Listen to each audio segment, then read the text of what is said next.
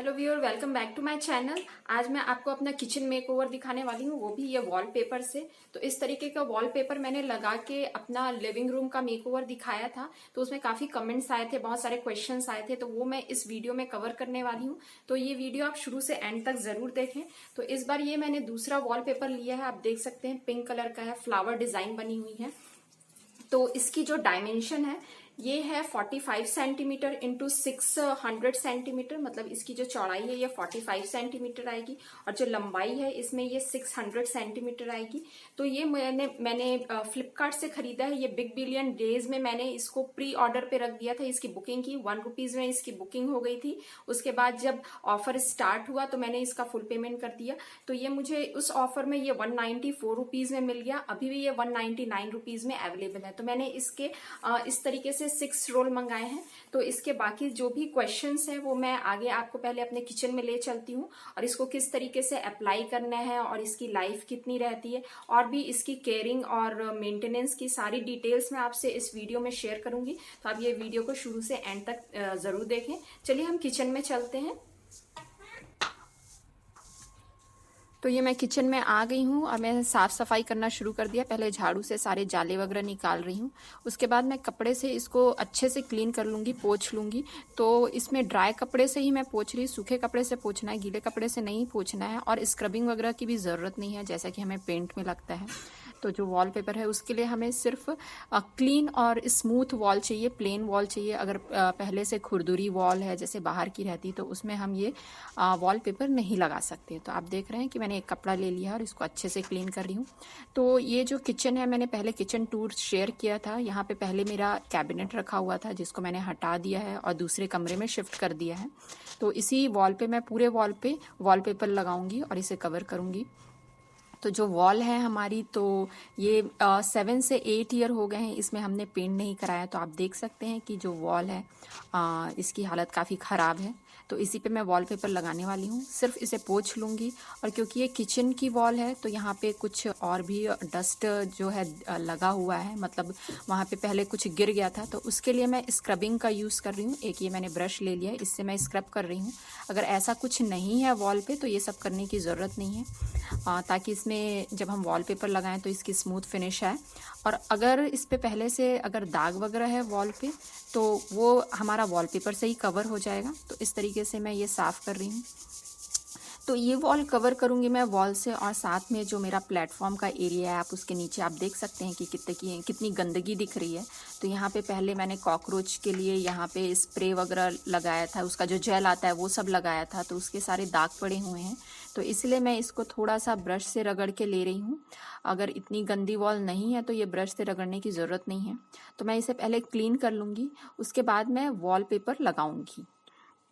तो जो वॉलपेपर है मैंने आपको डायमेंशन इसका बता ही दिया है कि ये 45 सेंटीमीटर है इसकी जो विड्थ है, और जो लंबाई है ये 600 सेंटीमीटर है। तो मैं ये वॉल पेपर शुरू से ऊपर से लगाना शुरू कर रही हूँ। तो जो वॉल पेपर है वो स्टिकर के फॉर्म में ही आता है, तो इसमें ग्लू वगैरह की ज़रूरत नहीं है। बस आपको जहाँ पे लगाना है आप इसे लगाना शुरू करें, पीछे का पेपर हमें हटाते जाना है और इसे लगाते जाना है।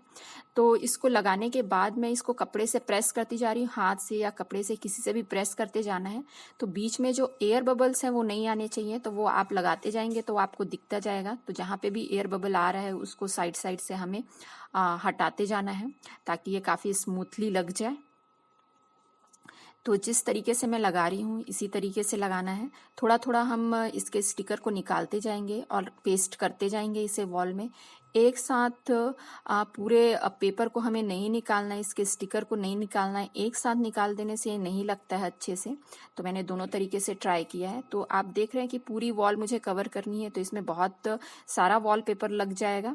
तो मैंने सीधे वॉल पेपर लेके इसको सीधे यूज़ करना शुरू किया है, और बीच बीच में जिस तरीके से लगाती जा रही है। और बीच बीच में जैसे हमारा यहाँ पे आप देख रहे हैं कि स्विच बोर्ड आ गया है या बल्ब आ गया है या कुछ भी, अगर आपको जहाँ पे वॉलपेपर नहीं यूज़ करना है तो वहाँ उस एरिया में कटिंग करके वो एरिया को छोड़ दें और उसके बाद वहाँ पे पैच वर्क कर सकते हैं। थोड़ा थोड़ा आप कटिंग करके लगा सकते हैं।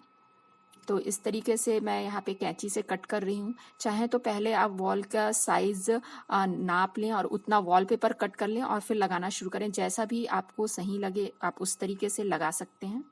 मुझे ये तरीके से सही लगता है, जहाँ पे कुछ आता है मैं उसे कट कर दे रही हूँ। इसी तरीके से मैं पूरे वॉल को अपना कवर करूँगी।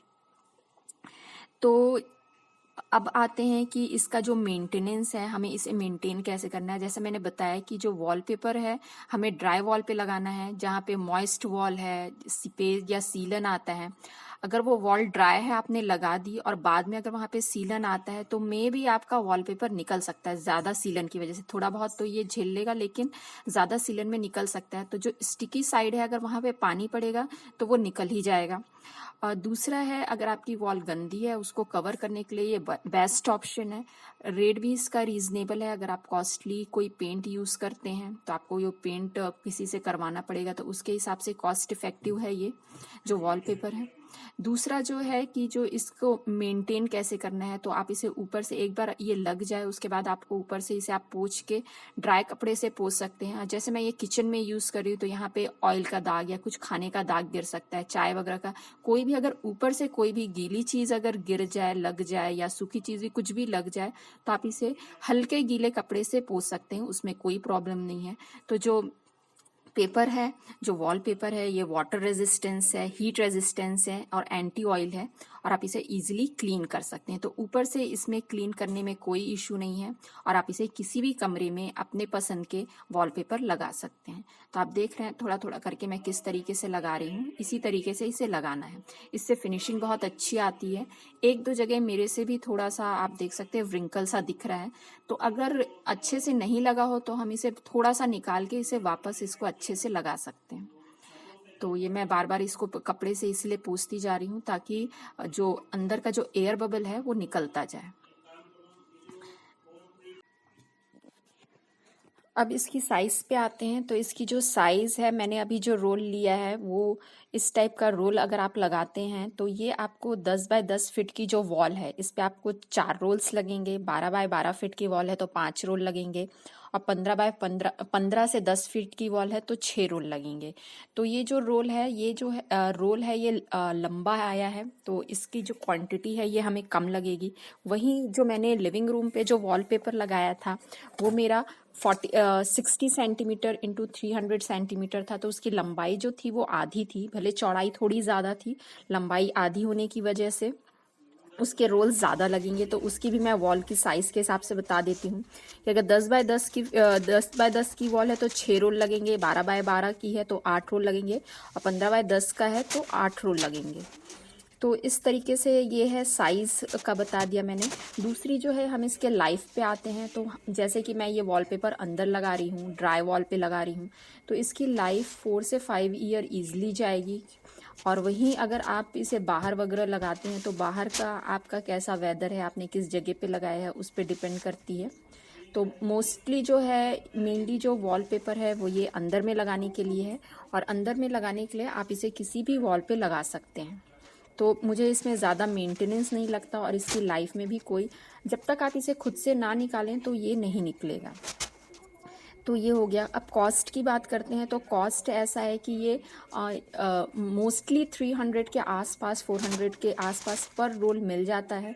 लेकिन अगर ऑफ़र में लिया है, जैसे अभी ज़्यादा ऑफ़र चल रहा है, तो आप उस पर जो प्रोडक्ट आपको लेना है आपको उस टाइम उसके लिए ध्यान रखें, और जब ऑफ़र चले तो अगर आप उसको ले लेते हैं तो आपको थोड़ा और रीज़नेबल रेट पे मिलेगा। जैसे मैंने अभी इसको पर रोल 194 में लिया, ये 199, 200 टू 300 में आपको ये मिल ही जाएगा। तो इस तरीके से ये इसकी रेट की बात हो गई। और इससे रिलेटेड अगर और भी कोई क्वेश्चन हो तो आप कमेंट बॉक्स में पूछ सकते हैं। बाकी कई लोगों को ये डाउट है कि ये बहुत अच्छा नहीं है वॉलपेपर, तो मैंने जैसे लगाया है और मैं आपको लगा के दिखा भी रही हूँ, और पुराने भी जो रोल का मैं आपको रिव्यू मैंने कुछ लोगों को पर्सनली मैसेज करके बताया है कि ये वॉलपेपर अभी भी मेरा सही लगा हुआ है, कोई दिक्कत नहीं आई। जबकि मेरे लिविंग रूम वाले वॉल में सीलन की प्रॉब्लम थी, लेकिन इस बार बारिश कम हुई तो वहाँ पे सिपेज नहीं आया है, इसलिए वॉल पे वो अच्छे से लगा है। जैसा मैंने लगाया था वो एज इट इज़ ही है। अब मैं आपको इसमें दिखाती हूँ कि अगर आप इसको टर्न करके किस तरीके से लगाएंगे। यहाँ पे आप देख सकते हैं कि कई जगह मैंने कोनों में लगाया है। तो कोने में लगाने के लिए आपको थोड़े पीसेस जो हैं छोटे छोटे कट करके लगाने होंगे और इसे टर्न करके थोड़े थोड़े में लगाने होंगे। अगर हम पूरा एक साथ पूरी वॉल कवर करेंगे तो ये अच्छे से नहीं लगेगा, उसमें व्रिंकल्स आएगी। तो थोड़ा थोड़ा कट करके आप लगा लीजिए। तो इस तरीके से लगने के बाद बहुत लग रहा है। तो मैंने एक किचन की वॉल कवर की है और जैसा मैंने बताया कि प्लेटफॉर्म के नीचे वाली वॉल कवर की है। तो इसमें टोटल मुझे 4 रोल्स लग गए हैं। मैंने इसमें 5 रोल्स मंगाया था ताकि कम ना पड़े। और अगर आपने रोल मंगा लिया है और उसके बाद भी जैसे कि मैंने बताया प्रोडक्ट नॉन रिटर्नेबल है, आप रिटर्न नहीं कर सकते हैं, लेकिन उसके बाद भी अगर कोई इशू आता है तो भी आप कस्टमर केयर में बात करके अपना इशू रिजॉल्व करवा सकते हैं। तो आई होप ये वीडियो आपके लिए यूज़फुल रहा होगा। और आप देख सकते हैं कि ये काफ़ी अच्छे से लग गया है। पूरी वॉल कवर होने के बाद बहुत ही ब्यूटीफुल लग रही है। पहले कैसी गंदी सी थी, पुरानी सी थी, और अब ये काफ़ी ब्यूटीफुल लग रही है।